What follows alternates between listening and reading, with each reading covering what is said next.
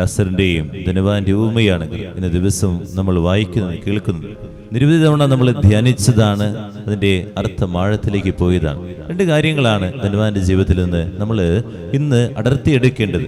ആദ്യമായിട്ട് ഒരു കരുതലുള്ള സ്നേഹം എനിക്കുണ്ടോ എന്നുള്ളതാണ്.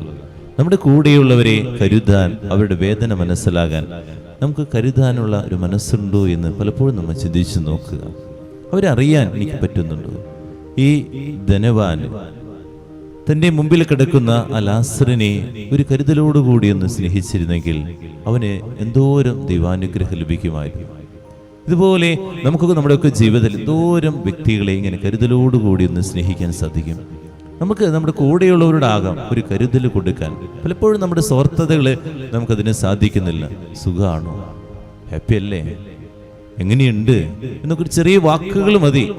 ഈ വാക്കുകൾ ഒരു കരുതലിൻ്റെ വാക്കുകളാണ്. ഭർത്താവിനൊരു കരുതലിൻ്റെ സ്നേഹം, ഭാര്യയ്ക്കൊരു കരുതലിൻ്റെ സ്നേഹം, മക്കൾക്കൊരു കരുതലിൻ്റെ സ്നേഹം, എപ്പോഴും കിട്ടണം കിട്ടണം എന്ന ആഗ്രഹം.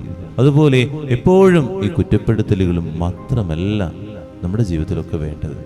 കരുതലുള്ള വാക്കും കരുതലുള്ള സ്നേഹവും നിന്റെ ജീവിതത്തിലുണ്ടെങ്കിൽ നീ യഥാർത്ഥ മനുഷ്യനായിട്ട് മാറും. അതുകൊണ്ടാണ് ധനവാനത് പറ്റാതെ പോയത്. ഞാൻ ധനവാന്റെ ഭാഗത്ത് നിൽക്കുകയാണ്, എൻ്റെ സുഖത്തിങ്ങനെ അനുഭവിക്കുക. എൻ്റെ മൊബൈൽ ഫോണും എൻ്റെ സന്തോഷങ്ങളും എൻ്റെ സ്വാർത്ഥതകളും എൻ്റെ ജീവിതത്തെക്കുറിച്ച് മാത്രം ഇങ്ങനെ ചിന്തിച്ച് ഞാൻ ഇങ്ങനെ മുന്നോട്ട് പോകുന്നു. ഞാൻ കരുതുന്ന ഒരു വ്യക്തിയാണെന്ന് ചിന്തിച്ച് നോക്കി. ഒന്ന് ആത്മാർത്ഥമായിട്ട്, അമ്മ എന്ന നിലയിൽ എനിക്കൊരു കരുതലുള്ള സ്നേഹമുണ്ട്, അപ്പനെന്ന നിലയിൽ എനിക്കൊരു കരുതലുള്ള സ്നേഹമുണ്ട്, അച്ഛൻ എന്ന നിലയിൽ, ഒരു സഹോദരി എന്ന നിലയിൽ നമുക്കൊരു കരുതലുള്ള സ്നേഹം കൊടുക്കാൻ പറ്റുന്നുണ്ടോ?